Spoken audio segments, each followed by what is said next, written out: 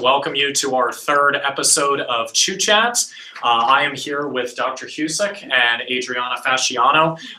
We're going to be doing an interview of the two of them. I wanted to thank you guys for coming on our web show and taking time out of your busy schedules. So we have a couple of things planned for you guys tonight and everything. We hope that you enjoy our webcast. But first, Dr. Husic and Adriana went to Costa Rica over spring break. That sounds like a lot of fun. I wish I could have done that, absolutely. So what we're first going to do is I'm going to ask them a couple of questions in regards about their trip. So first, I just wanted to ask you, Dr. Husic and Adriana, can you just one at a time tell us a little bit about yourself and everything? So I'm a biochemist by training, but I've had this long, real appreciation and sort of passion for all things in nature, in terms of birding, in terms of what are the changes that are undergoing in nature due to climate change, things like that. And so anytime I can get students out into the environment, it's really a lot of fun. Oh, cool. Awesome. And I'm a junior here, and I'm a neuroscience major, but I'm on the pre-med track. But as much as I love biology and chemistry, I wanted to step out of my comfort zone a little bit. And Dr. Husic has been telling me about her Costa Rica trip and her travels with the UN over the past couple of years. So I wanted to dive into a little bit of the environmental studies aspect. Oh, cool. I remember your trip to the UN a couple of years ago, right? Well, we go every year, actually. Oh, every year. Okay. Where was it this year? This year was in Bonn. Bonn, thank you. It moves around every year, so you have to. Yeah. Oh, okay. I'm sure. Was it a long plane ride or was it? No, it wasn't so bad. No, it's about 6 hours. So. Oh, nice. Okay. Well, I was going to say that's pretty cool and everything. And Dr. Husic, I wanted to ask, how long have you been working here at Moravian for? So I came in 2004, and I came as the chair of the Biological Sciences Department. And 2 years ago, I moved into the dean's role. So now I'm dean of the School of Natural and Health Sciences. Oh, cool. Nice. And Adriana, I just wanted to ask you, what got you interested in pursuing your particular career path here at Moravian? So it's kind of interesting. I was always afraid of medicine. And then it wasn't until a couple of personal experiences in the past couple of years that I kind of had to be comfortable with it. So some family illnesses, and it actually just sparked an interest I never knew I had. And so within 3 years, I just thought, you know, this could be a career possibility, but I really want to make sure. And so I've been shadowing, I've been doing research at the hospital, I'm doing an honors project in the SOAR, and I'm doing an independent study with Dr. Husic that has more of the sustainable shift, you know, towards healthcare and how that impacts public health.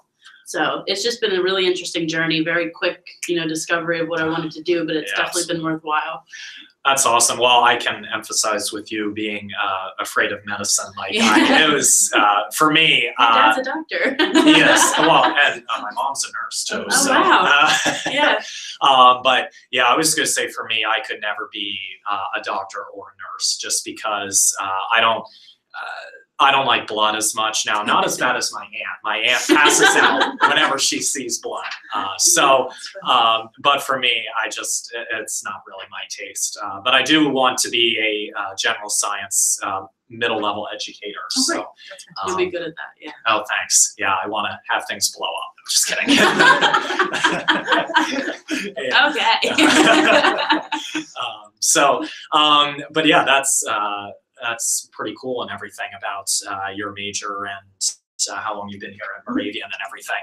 And you knew it was unfortunate with Dr. Husic. I know you were very close with him. And yeah, and so having, you know, a colleague, you don't expect somebody to pass away, but he taught us all a lot, not only his students, but I think all of his colleagues. And on Monday, we're having a special dedication.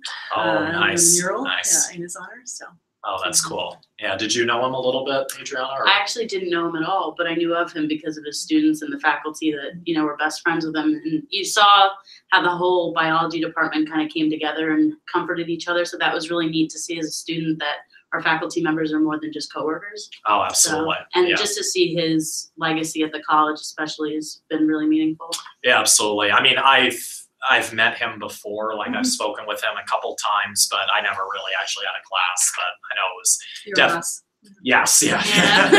It was definitely a little bit depressing when he passed away, but yeah, he was a great man and everything. He loved birds, I think, and everything. He Is that loved all correct? things outdoors. Crawlers, Especially creepy creepy crawlers. crawlers. Yeah, yeah. Jeez. If it was in the stream and it slithered, he loved it. Yeah. Ugh. I'll take the birds. Yeah, Yeah, I'll take the birds too. Yeah. So just my next question I wanted to ask you guys in regards to Costa Rica. Can you just share a little bit about your experience about the trip there and what it was Sure. like? So just a little bit of background. I first went to Costa Rica in the 1990s Ooh, and okay. fell in love with it and went several times with, I used to be at East Stroudsburg University and I went with colleagues there and I said, I've got to get students there. And 3 years ago, I started taking Moravian students. And so we used Costa Rica as a model of seeing the ecology of the tropics. So all of the biodiversity, all of the interrelationships, but more importantly, one of the reasons I like that particular country so much is that Costa Rica has an amazing ethic, I guess is the best word, in terms of sustainability. Their conservation ethic, their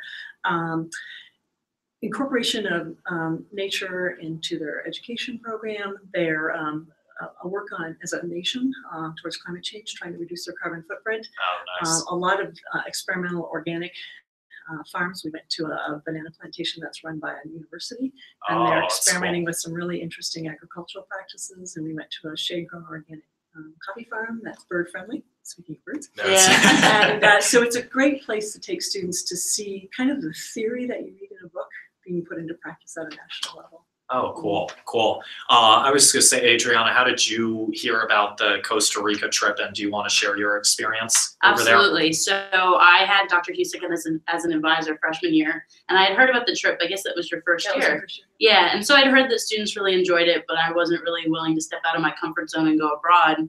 And then one of my best friends last year went, and he said it changed his life. He almost didn't become a doctor because of it. Oh. And so I just thought, what is so great about this trip? I really have to see for myself.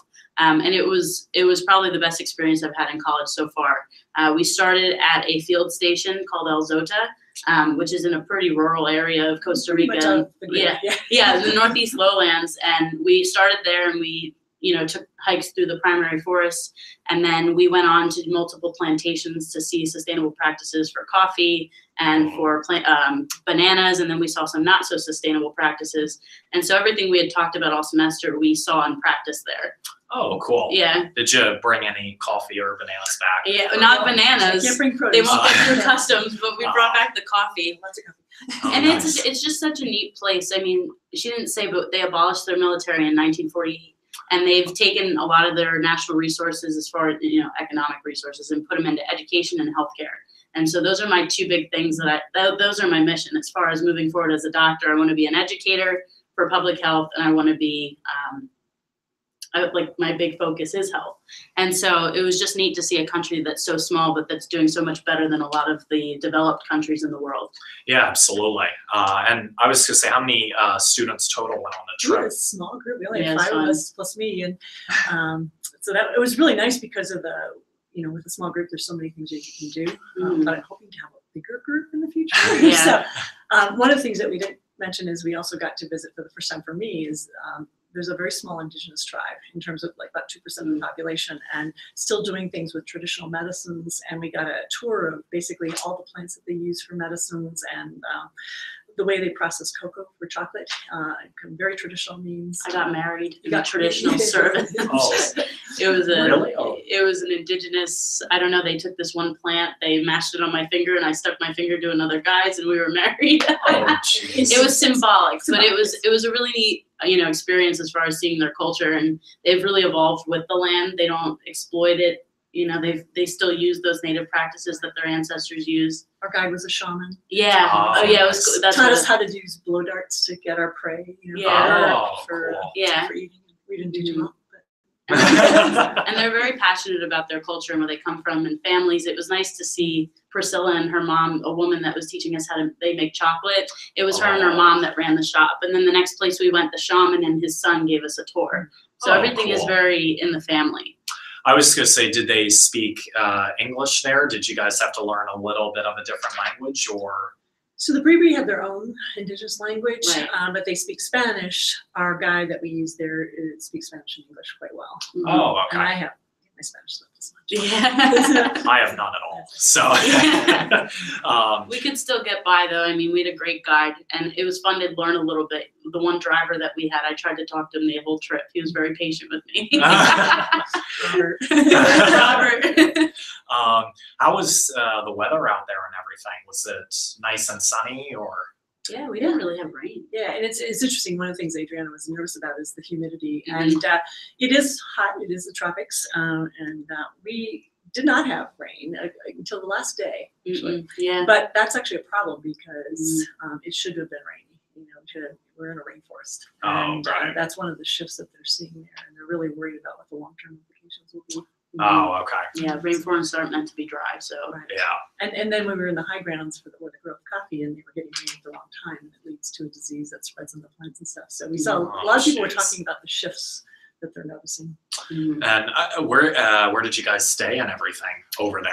So the first was the field station. So those were cabins that we shared, the students shared.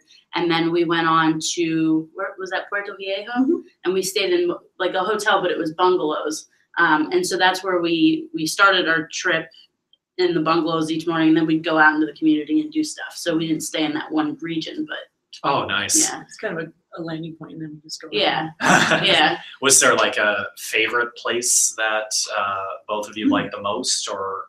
I've been to the field station. Well, this will be my 10th time, and Oh, wow. I really love it there. It's probably one of the most diverse places in terms of the types of plants and trees. It's home to quite a few of the green macaws, which are endangered, and these are birds that are a good 3 feet in length and green turquoise and really beautiful. Oh, and they wow. fly over many times a day. Oh, And it's jeez. just, you wake up to the howler monkeys Yeah. yelling in the woods I feel behind like you're in Jurassic Park. Oh, jeez. What did the monkeys sound like? Just literally like dinosaurs. I mean, you wake up and they just Gosh. call to each other and you can hear it echo through the forest. It's unlike anything I've ever heard before. But I'd say that was my favorite stop on the trip also. That's how we started. So we were introduced to the culture there. The staff was really friendly and we played a soccer game with the locals. That was part of the cultural, appreciation part of the trip. And then learned to salsa dance. learned to salsa Oh. dance, which I found out I'm pretty good at. Yeah, she is. Yeah. So and it was just a lot of different things that we tried and things that I never would have done, if I never went to Costa Rica or even just tried at home, so. Yeah, absolutely. And the food was awesome.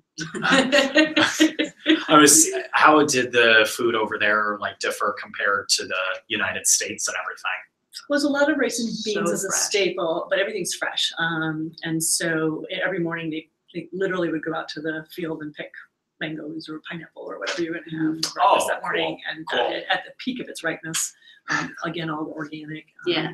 You knew that if you had beef, it was from the cow that just Yeah. down this road a little bit. So, Yeah. the owner of the field station is owned by a private family, and one of the things they do the last night there is they put on a big barbecue to celebrate your visit with their family. Oh, nice. And it's kind of like a nice celebration, and that's right after the soccer game. Yeah. And so you've just had this chance to interact with the whole community and then come together. It was really neat. What's the time difference there? Are they ahead of us, behind They're us? behind us by an hour, right? Yep. Yeah, behind. Oh, okay. Mhm. So, yeah, I was going to say normally my dad once flew out to Paris, France several years ago, and they are, I think, 6 hours Right. ahead of us. Mhm. So that was definitely hard going there and even coming back, just Yeah. adjusting to the time. Yeah, But this is We we were came back lucky. the day the clocks changed though. Yeah. oh, And so it was We a lost little bit 2 of a- hours. Yeah. well, I was going to say when you lose like an hour's sleep, my grandmother hated that particular time of year I'm not a because fan. yeah, I don't mind the clocks going back, but Yeah, it's just forward. Me But we too. had lots of good memories to think about instead. Yeah, and then depressed when you land in New York City and you see cars buzzing around and you see it was just a different environment. That's all. So we were in this very rural, beautiful area, very lush green, lots of biodiversity, and then we come back to the To a concrete jungle snowstorm. in a snowstorm. Oh yeah, that's right. I like the snow, but it was just different. Like I was hiking in the jungle the one day, and then I got home and I was hiking the Appalachian Trail, and it was snowing. So I was going to say my allergies would definitely be in a little bit of a tiz if I had to it's adjust. not bad Don't worry though. about that. Yeah, that's actually one of my big concerns about going, that I wasn't going to be able to breathe. And I had a blast. Nothing held me back. Oh, and even the nice. food, like some people worry about traveling abroad because of eating different food. But I actually felt worse when I got back and was eating this food again. Oh, jeez. So it's hard to adjust, but I mean, I had a blast, and it was just stuff I would have never done on my own. So I'm glad I went. And I was going to say, I saw President Grigsby's fiance came along as well. Yeah. So that was a lot of fun. She loved it. She had been to Costa Rica once before in a very different part of the country. Oh, And okay. she was just like one of the students, you because of the mud and the rain, you wear rubber boots everywhere. right, And yeah. so we looked a little different than we do now. And it was neat to have a non-scientist with us, because the things she would notice were just so different, and then we all had different perspectives on the experience. So Oh, nice. yeah. Did you guys have to pack any clothes to go with you to Costa Rica, or were all the clothes provided there? Or? No, we pack our own stuff. Jungle pants, So, those long, They're like nylon, so Yeah. that if it is raining, they dry really quick in the sun. Oh, okay. yeah, Cool. We went snorkeling one day, so we had our bathing suits with us. Jeez. yeah. Coral reef, that's really quite nice. I'd Yeah. love to go snorkeling. That should be fun. Oh, the coral are just beautiful. When the sun came out, finally, we could see everything so clearly. And And the fish, all the different yeah, fish. we saw a small shark that not a great white. What was it? A reef shark. Reef shark. So, and again, nothing I'd ever seen before. And I was going to say the shark didn't attack or anything. It just No, swam and everything. no. The biggest thing is the coral if you bump up against it because it just Yeah. scrapes. Yeah. Both of us took our knees out. I have a Oh, warrior jeez. wound. Yeah, I have a little scrape from the coral reef, but again, like I was bleeding in the water, and the sharks didn't even care. So. Oh, well, that's a good thing. And I was going to ask with my next question and everything, what, and this for both of you, in terms of like traveling abroad and everything, what is like the best piece of advice that you can give a student who wants to study abroad and everything? Just do it. Yeah. I don't know how many conversations we had, Adriana and I, and students are hesitant for a variety of reasons. A lot of our students haven't traveled very far. Just the opportunities you get to meet people from another culture, to try different things. But the problem is it becomes contagious. You Right. go once, you get this bug, and you want to Planning another trip back to Costa Rica. Oh, nice. But if somebody's student hasn't done it before, talk to students who have gone. Mhm. Not just this trip, but there's a number of students that study abroad or go on one of the midterm courses or something. Just talk to the students who've done it. Absolutely. Yeah, and that was kind of my big motivation for going, not just hearing it from Dr. Husic, who's gone for 13 years, but my best friend. And he loved the experience. Like I said, he almost didn't become a doctor because and it was interesting because throughout my college experience, I always wanted to go abroad, but being pre-med, it's not easy to fit in those courses overseas. In fact, it's really impossible to do if you don't want to take a gap year. For a whole For a whole semester. So this was kind of my taste at studying abroad, but something that I could fit in with my schedule. And it's just been an absolute blast. I mean, even just coming back and, reminiscing about the trip, but talking about relevant issues that I never would have even learned before. And now, again, I'm doing an independent study next semester. So it can lead to a lot of interesting paths for somebody. And it doesn't have to be your career, but it can be a hobby. And I think it's important to start now while you can. Yeah, absolutely. I tried to get them birding a little bit. Yeah. How many birds did we see? Over 180 Yeah, about 180 species? species of birds. Yeah. In Oh, 10 wow. days. And again, here you see robin and the cardinals, and if you know what to look for, she sees a lot more, but things I had never opened my eyes to, and now I would be interested in doing that here too. Oh, that's cool. Mhm. Yeah, I was going to say I'm thinking of potentially going abroad. I don't know if I want to do it here at college, but maybe after I graduate and everything, because there's some places I would like to see as well and everything. So I know my mom's a little bit hesitant with going out of the United States just because it's a little bit different and it's a little scary. But Right. Well, both of my kids have done gap years where they went abroad. One before college and the other one right after college, and oh, nice. for a year. And as a mom, you think about things Oh, and yeah, you worry. But absolutely. what they gain when I watch them develop, what I see in students in terms of the experience, it is so worth it. It's and any mom can talk to me if they're worried. Yeah. And she even she's known me for 3 years now, and she said I was the happiest that she's ever seen me on this trip. I mean, it was just such a diverse experience. I was truly enjoying every minute of it. And even the things that I thought I'd be uncomfortable with, we climbed up waterfalls and we were, going through rivers with crocodiles, but I never felt unsafe. I always felt like it, everything In a was boat. just, yeah, in a boat. I was going to say, jeez. No. And like even the coral reef, I know how to swim. I'm a lifeguard, but I had never done that before. So it was just, again, it was important for me to get out of my comfort zone, and now I would do everything over again. Is this trip like going to be offered next year? I hope so. You know, the idea, we do a course in the spring semester, so we meet once a week and we talk about things on the front end, like kind of what to expect and what things we'll be learning, and then do the trip, 10 days together, and then come back and kind of process what we learned, how it changed people. We're working on kind of a business plan of how you would design an opportunity for students down there. Oh, cool. Yeah, so we do some sort of project when we get back based on what we learned. Oh, nice, cool. Mm-hmm. Well, I was going to say that's very cool with the trip. And my last question I wanted to ask you both is just something a little bit different from the trip. I just wanted to ask, can you tell us just an interesting fact about yourself or a special talent you may have? No talents. Birding. I do like to bird, and I've been to, I guess, over 20 countries, and everywhere I go, my binoculars come with me. I try to learn the birds of the region, but it's also a great talking point. You get to learn a little bit about how those birds connect to the culture, and whether it's the art or different names that people have for the birds in their language versus how you learn them in a field guide and things like that. So, cool. So cool. I'm probably close to 2,000 bird species now. Wow. So, that's nuts. That's good nuts. Yeah. I don't know. I ski, so it's kind of hard to do in Costa Rica, but when I'm here, it makes the winters a little bit more manageable. And then I used to be a dancer, which a lot of people don't know about me. Oh, really? Yeah, for 15 years I did classical ballet, point, jazz, tap, and I miss it. So I'm actually going back to my studio this summer for a couple classes. What's point dancing? It's like the traditional ballet shoes where there's a wood blocking your toes, and you go up, like in the Nutcracker. Oh, yes. Yeah. Kind of like that. So I delved into that a little bit. Which is why she was so good at picking up salsa. Yeah. Oh, okay. Well, yeah, I had a little bit of rhythm, it made it fun. I was going to say maybe you could teach me to salsa dance. I will teach you to salsa dance. I'm not Well, no, because girls aren't supposed to lead. Oh, yeah. Oh, that's I'll true. lead. It's fine. Yeah. Well, once I get better with it, then I'll take over later. But yeah, you don't want to see me dance right now. I saw your Frank Sinatra video. You got rhythm. You're going to a formal, aren't you? Yes. Yeah. Well, I was gonna say I can slow dance. Okay. I'm dancing by myself, like not so much. You just have nobody's watching. You just pretend nobody's watching. Yeah. And have fun with it. And I'm pretty sure Israel, our guide, can teach anyone to salsa. Oh, he was great. So picture a bunch of science majors and what that was. And he got everybody out salsa dancing. He really did. Yeah. Oh my gosh, that's awesome. Yeah. Well, I was going to say, first of all, thank you, Adriana and Dr. Husic, for this interview and everything. It's great to hear about the Costa Rica trip. And thank you for having us. Yeah, absolutely.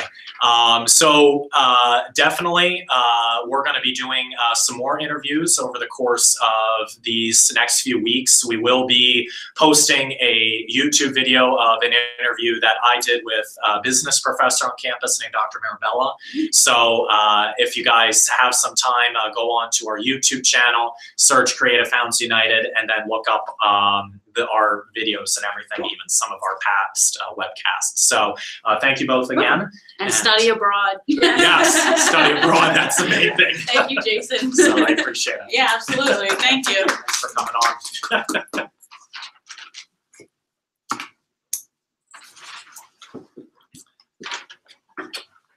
All right, so that concludes our interview and everything. So we hope that you guys enjoyed that and everything.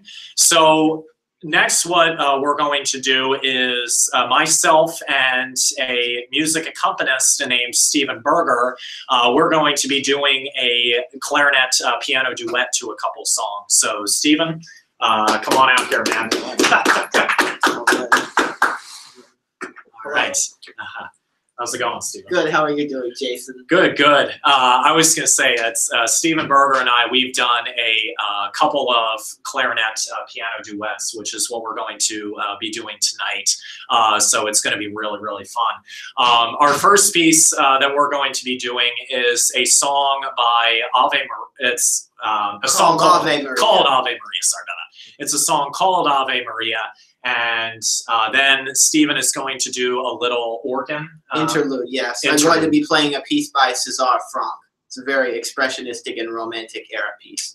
Cool. And then Stephen and I, we're going to come back. We're going to be playing a piece by George Philip Telemann, and it's Sonata 4. Yes, it's a violin sonata which we transcribed for clarinet and piano.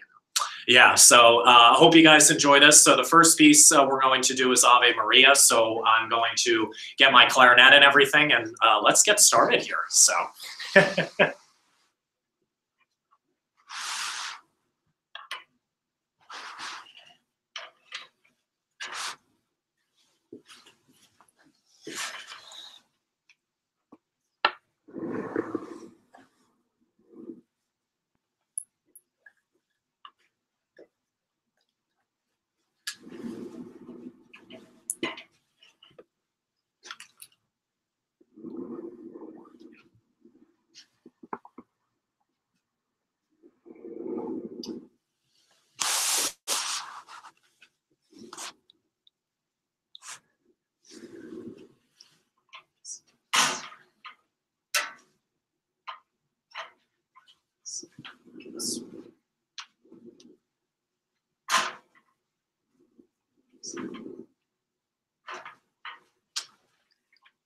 All right. After all the adjusting, hope you all enjoyed that little brief adjusting with the stand and everything. So here we go with the Ave Maria piece. We hope that you guys enjoy that.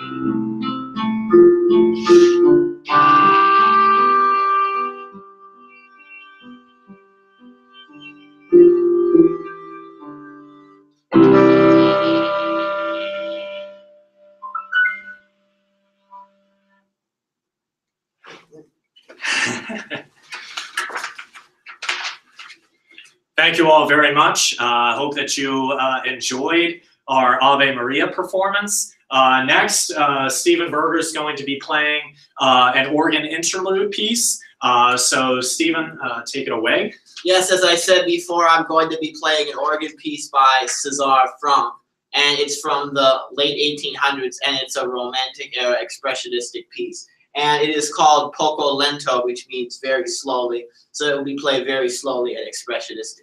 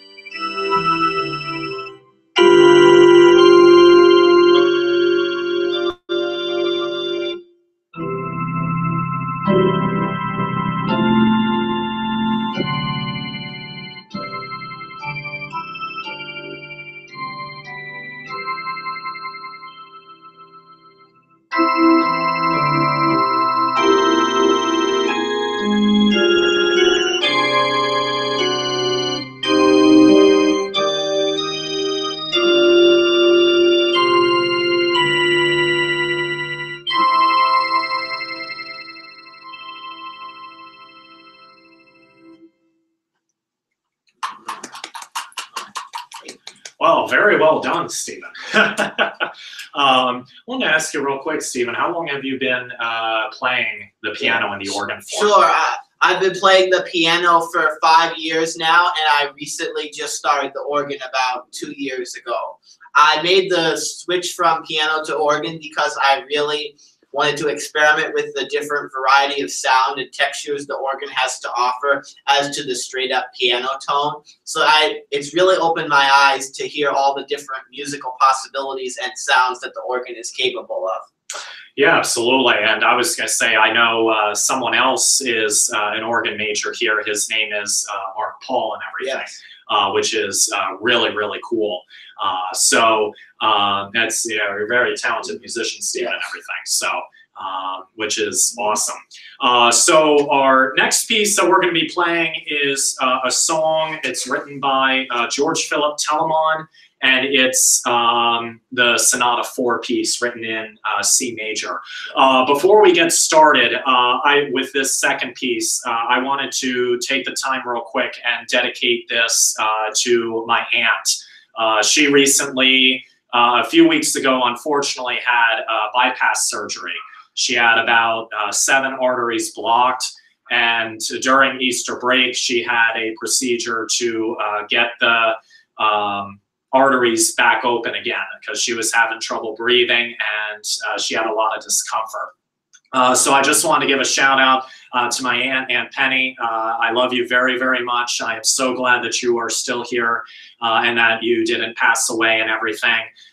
So we hope that you enjoy this very special performance dedicated to you, and we hope that you enjoy the Ave Maria piece. I love you very much. So now what we're going to do, we're going to get into our George Philip Telemann piece, the Sonata 4 in C major. So we hope all of you viewers enjoy this.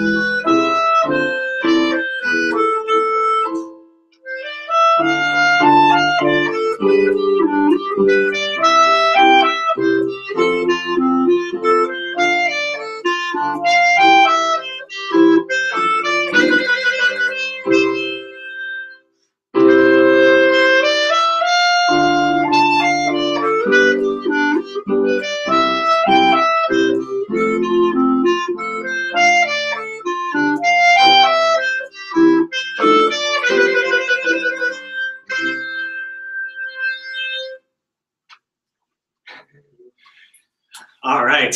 Well, we hope that you guys enjoyed our pieces and everything. So that was the Ave Maria piece and our Sonata 4 piece. So first of all, Like I said, I want to dedicate this to my aunt and everything. I hope you enjoyed our 2 performances. Like I said, I love you very, very much. So that concludes our webcast for tonight and everything. We hope that all of you guys enjoyed. Please tune into our next webcast, which will be on Friday, May 4th at 7 o'clock.